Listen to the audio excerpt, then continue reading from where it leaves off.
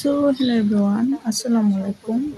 তো আজকে হচ্ছে দেন দুপুরের দিকে আহ, মানে অনেক বড় একটা দেশি মুরগি রান্না করা হচ্ছে, দেশি মুরগ যেগুলো আর হয় আর কি।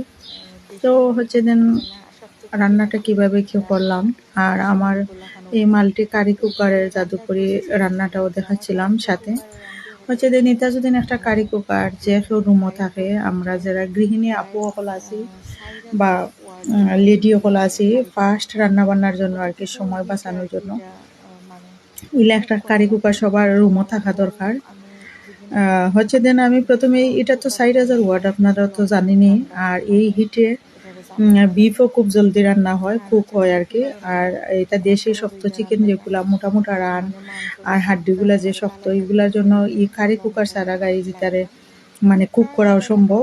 অনেকক্ষণ গ্যাস কুকারে রান্না করলে তো অনেকক্ষণ রান্না করতে হবে। তো আমার হচ্ছে দেন জানটা বাসে, মানে সময়টাও বাঁচে আর কি। তো ওই কারি কুকারে আর আমি কিভাবে কি দিচ্ছি, কি রান্না করছি, এটা তো আপনাদের দেখাচ্ছি। এটা শেখানোর কিছু নয়, আপনারা অনেকেই পারেন।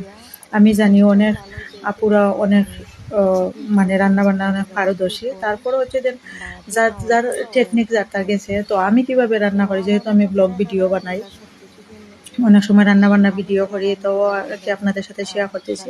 প্রথমেই আমার কারি কুকারে অয়েলটা দিয়ে এখানে রসুনটা লাল করে ভেজে নিচ্ছিলাম। তারপর পেঁয়াজ আদা, মানে ফলা পেঁয়াজ আর শেষা আদা আর কি, আর গরম মশলা দিয়া, গরম মশলা দিয়া আর কি। আর পেঁয়াজটা সুন্দর করে ব্রাউনি করে বাজিয়া, আর এখানেও মাঝে সল্টও দিলাইছি আর চিকেন গুন্ডা দিলাইছি। আর এখন হচ্ছে দেন চিকেনটা নাড়াচাড়া করতে করতে একটু উপর নিচ করে আর কি, চিকেনের পানিটা শুকিয়ে যাচ্ছে। আর এতে তো পেঁয়াজটাও কুক হচ্ছে। আর এখানে দিয়ে দিলাম আমি পাউডার মশলাগুলো। এখানে দিচ্ছি আমি থোড়া ফাস্টফুডন পাউডার, জিরা পাউডার আর ধনিয়া পাউডার। তো এইগুলো নাড়াচাড়া করতে করতে আর মানে চিকেনের মধ্যে আর কি মশলাগুলো ঢুকে যাবে। তারপর হচ্ছে দেন এখানে আমি লাল মরিচের পাউডার আর হলদি পাউডার অ্যাড করব। আর লবণ তো দিয়েই দিছি।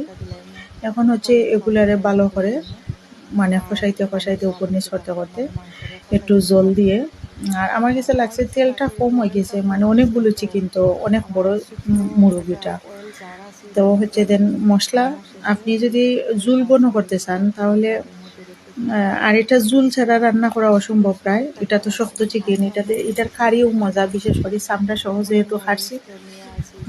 আর কারিটা রান্না করতে হইলে জলটা এড করতে হইবে। এটা চিকেন বুনা খাওয়া যায় না, এটার কারিও রান্না করা লাগে। আর চিকেন বুনা খাওয়া যায় এটা যদি মানে ব্রয়লার চিকেন হয়, তাহলে ব্রয়লার চিকেনটা বুনা করলে মজা লাগে, আর এটা বুনা হলে মজা হয় না। আর আরেকটা চিকেন আছে, একটা দেশি ছোটো আর কি, সোনালি মুরগ, এটা দিয়ে রোস্ট রান্না করলে আবার মজা লাগে। কিন্তু এই হাড় শক্ত চিকেনটা এটা কারিও বানানি লাগে। তো আপনাদের সাথে গল্প করতে করতে থোড়া জল আরও অ্যাড কইরা আর মশলার সাথে মানে চিকেনগুলারে ভালো করে কুক করতেছি, মানে বুনা করতেছি আর কি। তো কুক করতে হলে এখানে উপর নিচ করে নাড়াচাড়া করে দিতে হবে সব সময়, যেহেতু মুড়োর মধ্যে লেগে যেতে পারে, সেই জন্য আর কি। না লাগে যেহেতু রান্নাটা খান্দাত উবাইয়া করলে আর কি খুব সুন্দর ওই রিক্সও থাকে না। আর এখানে চাইলে আপনারা আস্ত রসুন, আস্ত আলু দুই সাইডও অ্যাড করতে পারবা, যেহেতু কারিও রান্না করা।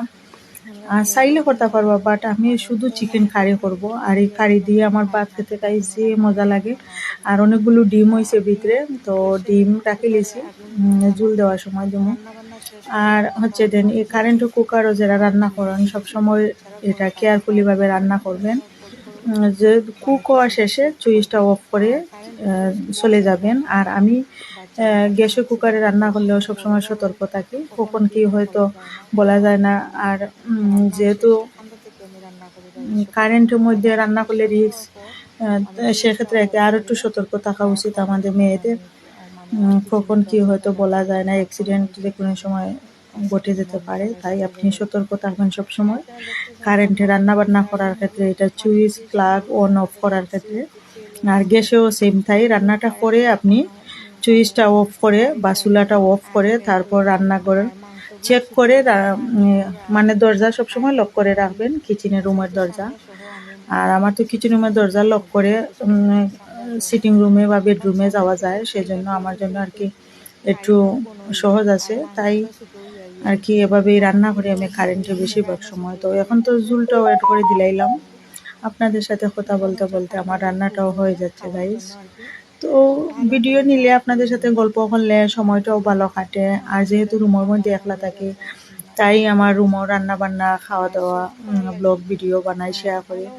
আর আপনারা লাইক কমেন্ট করবেন, পাশেই থাকবেন, সাবস্ক্রাইব করবেন। আপনারা সাপোর্ট না দিলে গাইজ মানে আপনাদের ভালোবাসা না পেলে তো অনেক দূর যাওয়া সম্ভব নয়, সেজন্য। আর আমি জেলা রাঁধছিলাম, একবার আপনি এই দেশি চিকেন ঝুল রান্না করে খেয়ে দেখবেন বা রান্না করবেন। তো রান্না বান্না শেষে এই ছিল ফাইনাল লুক, আপনাদের দেখিয়ে দিলাম। আর হাড় চিকেন থেকে অনেক তেল বার হয়েছে গাইস। আর কারিটা যে মজা হয়েছে, নাইস রান্না। আমি নিজে নিজে প্রশংসা করতেছি। তো আপনারা একবার এভাবে